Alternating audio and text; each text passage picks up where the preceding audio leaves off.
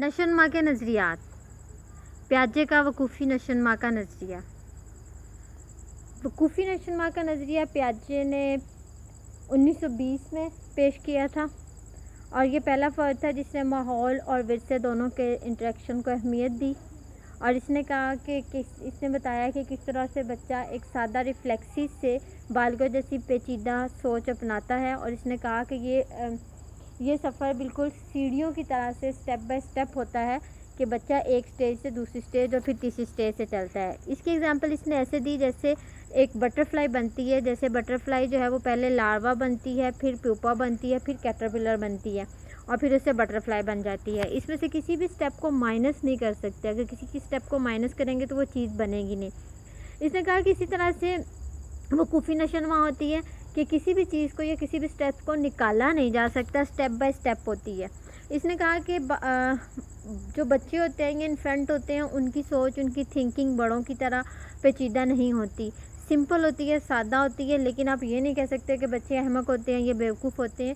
اس کی ریزن یہ ہوتی ہے کہ بچے جو ہوتے ہیں وہ الگ درجے پہ ہوتے ہیں, الگ سٹیپ یا سٹیج پہ ہوتے ہیں. بڑے جو ہوتے ہیں وہ کسی اور سٹیج پر ہوتے ہیں. اسی لیے ان بچے جو ہیں وہ بالغوں کی طرح سوچ نہیں سکتے یا ان کو سمجھ نہیں سکتے. پیاجے نے اپنی وقوفی نشوونما کے نظریے کی وضاحت کے لیے کچھ کنسیپٹس دیے تھے. ان میں سے ایک کنسیپٹ اسکیما ہے. اسکیما کا مطلب ہے اشیاء کی, چیزوں کی مینٹل امیج, ان کی ذہنی عکس, ان کے ذہنی تصویر.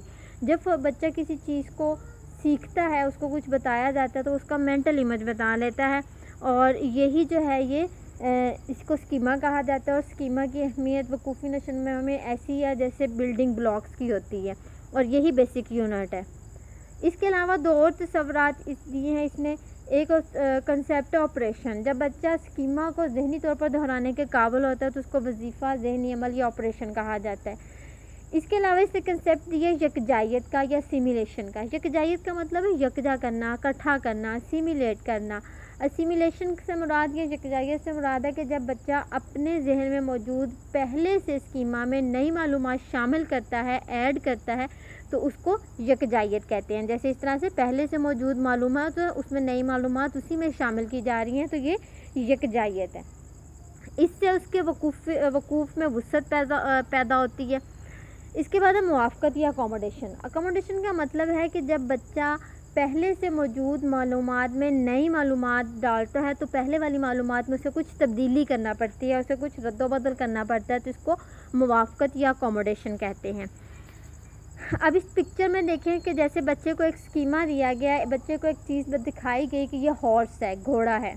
بچے نے اس کو اسکیما بنا لیا کہ 4 لیگڈ اینیمل جو ہے وہ گھوڑا ہے. اس کے بعد بچے نے گھوڑا کو دیکھا تو اس نے اس کو گھوڑا بول دیا تو یہ سیمیلیشن ہے. اس کے بعد جب بچے نے زو میں زیبرا دیکھا تو زیبرا جو ہے اس نے اس کو ہارس بولا. لیکن جب اس کو بتایا گیا کہ یہ ہارس نہیں ہے, اس پہ وائٹ اینڈ بلیک اسٹرپس ہوتی ہیں, ایک اور 4 لیگڈ اینیمل ہے, شیپ ڈفرینٹ ہو سکتی ہے, کلر ڈفرینس ہو سکتا ہے, اس کا نیم ڈفرینٹ ہو سکتا ہے. تو یہ جو چیز بچہ اپنے ذہن میں ڈفرینٹ سیکھ رہا ہے یا ڈال رہا ہے یہ اکوموڈیشن ہے. تو اس میں دیکھیں کہ اس میں آپ کو اسکیما, سیمیلیشن اینڈ اکوموڈیشن تینوں نظر آ رہے ہیں, یہ پتہ چل رہا ہے. اسی طرح سے اس میں دیکھیں کہ بچے کو ایک ڈاگ کا, اس کو ایک وائٹ کلر کے ڈاگ کا کنسیپٹ دیا. اس نے وائٹ کلر کے ڈاگ کو وائٹ کلر کے اینیمل کو ڈاگ کہا. اسی طرح سے اس نے جب کسی اور کلر کے ڈاگ کو دیکھا اس نے اس کو بھی ڈاگ بولا.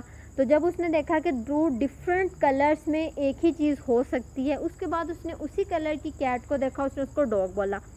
لیکن جب اس کو بتایا گیا کہ سیم کلرز کے 2 ڈفرینٹ اینیملز ہو سکتے ہیں تو اس طرح سے بچے نے ایک چیز کو سیکھ لیا. تو یہ اس کی سیمیلیشن اینڈ اکوموڈیشن ہے. اس کے بعد ہے وقوفی نشوونما کے مراحل. پیاجے نے وقوفی نشوونما کے 4 مراحل بیان کیے ہیں, 4 اس کی سٹیجز بیان کی ہیں. سینسری موٹر سٹیج ہے, حسی حرکی مرحلہ, پری آپریشنل سٹیج قبل عملی درجہ, کنکریٹ آپریشنل سٹیج ٹھوس عملی درجہ, فارمل آپریشنل سٹیج باضابطہ عملی درجہ. جو سینسری موٹر سٹیج ہے یہ پیدائش سے لے کے 2 سال تک کا عرصہ ہے.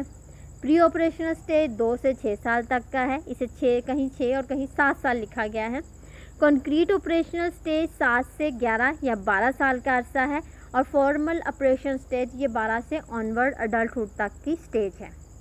حسی حرکی مرحلہ یہ پیدائش سے 2 سال کا عرصہ ہے, اس کو انفینسی پیریڈ بھی کہتے ہیں اور سینسری موٹر اسٹیج بھی کہا جاتا ہے.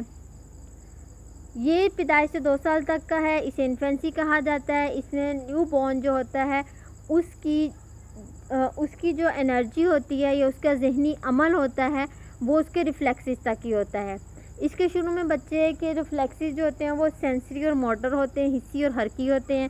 پھر اس کے بعد بچہ ریفلیکسز کے قابل ہوتا ہے. آہستہ آہستہ وہ اپنی مرضی کی حرکات کرنے کے قابل بھی ہو جاتا ہے, جسے ارادی حرکات کہتے ہیں. بچہ حرکات محض لطف انگیزی کے لیے دہراتا ہے, یعنی اس کو جو بات اچھی لگتی ہے وہ اس کو ریپیٹ کرتا ہے, اس کو انجوائے کرتا ہے. اور اس میں پھر بچہ یہ دیکھتا ہے کہ اگر میں ایسے کروں گا تو اس سے کیا رزلٹ نکلے گا. انفینسی میں بچہ ان چیزوں کے اسکیما بناتا ہے جو اس کے سامنے ہوتی ہیں یا اس کے حواس کی زد میں ہوتی ہیں. جیسے وہ چیز کو دیکھ رہا ہے تو اس کا اسکیما بنا رہا ہے, جو کسی آواز کو سن رہا ہے, اسمیل کو فیل کر رہا ہے, کہ وہ چیزیں جس کے ساتھ اس کا انٹریکشن ہو سکتا ہے اور جن کے ساتھ اس کا انٹریکشن نہیں ہوتا وہ اس کو اسکیما نہیں بناتا. جیسے اس کے سامنے ہے کہ جو چیز سامنے ہے وہ موجود ہے اور جو نظروں سے اوجھل ہو جاتی ہے وہ غائب ہو جاتی ہے یا ختم ہو جاتی ہے. مطلب اس مرحلے میں بچے کی سوچ تھنکنگ از ڈوئنگ ہوتی ہے. لیکن اس مرحلے کے آخر تک بچے میں آبجیکٹ پرماننس آ جاتی ہے. آبجیکٹ پرماننس ہوتا ہے کہ اگر بچے کے سامنے سے چیزیں اوجھل ہو جائیں تو بچہ یہ سمجھ جاتا ہے کہ چیزیں جو سامنے موجود نہیں ہیں, آنکھوں سے اوجھل ہو گئی ہیں, پھر بھی وہ اپنا وجود رکھتا ہے. اسی طرح سے جب بچے کے سامنے سے بچہ کسی چیز کے ساتھ کھیل رہا ہو, اس کے سامنے سے وہ چیز چھپا دیں, اس کے پلوں کے نیچے رکھ دیں, تو وہ اس کو ادھر ادھر ڈھونڈے گا, ناگواری کا اظہار کرے گا یا روئے گا. اس کا مطلب ہے کہ وہ یہ جان گیا ہے کہ اگر ایک چیز اس کی آنکھوں کے سامنے سے اوجھل ہو گئی ہے تو وہ اپنا وجود رکھتی ہے یا کہیں نہ کہیں موجود ہے. اس کے بعد دوسری سٹیج ہے pre operational stage. Pre operational stage قبل عملی درجہ 2 سے 7 سال کی عمر کا ہوتا ہے. اس میں بچہ آبجیکٹ پرماننس سیکھ جاتا ہے اور بیبلنگ کرنا شروع کر دیتا ہے. اس کو ابتدائی بچپن یا ارلی چائلڈہڈ بھی کہا جاتا ہے. اور جو پچھلی سٹیج تھی حسی حرکی مرحلہ, اس میں بچے نے آبجیکٹ پرماننس سیکھ لیا, یعنی چیزیں سامنے نہ بھی ہوں تو اپنا وجود رکھتی ہیں. اس کے بعد بچہ یہ بھی جاننے لگتا ہے کہ اشیاء اپنی شناخت برقرار رکھتے ہیں, یعنی اپنی حیت بدل دیتی ہیں. اسی طرح سے اس نے استقامت اور الٹ پھیر, کنزرویشن اور ریورسبلٹی کے تصورات بچہ سیکھ لیتا ہے. جیسے بچہ یہ جان جاتا ہے کہ ایک گلاس پانی اگر جگ یا کسی برتن میں ڈالا جائے تو وہ کم نہیں ہوتا, صرف اس کی شیپ بدلتی ہے. اس عمل کو استقامت کہا جاتا ہے, کنزرویشن کہا جاتا ہے. بچہ یہ بھی جان لیتا ہے کہ چیزیں دوبارہ سے پہلے والی حالت میں آ سکتی ہیں. اس کو ریورسبلٹی یا الٹ پھیر کہا جاتا ہے. جیسے جگ سے دوبارہ پانی گلاس میں آ سکتا ہے.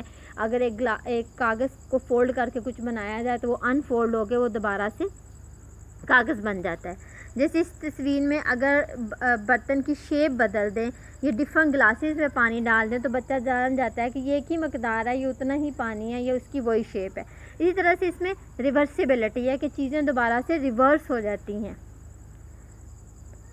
اس سٹیج کے آخر میں بچہ سمبلز کو, علامات کو سمجھنے لگتا ہے, اس لیے وہ ڈرائنگ کرتا ہے, بہانے بناتا ہے اور وہ کنورسیشن کے یا گفتگو کے قابل بھی ہو جاتا ہے. اپنے پریویس ایکسپیرینسز کو دہراتا ہے, کسی کی نقل بھی اتارتا ہے.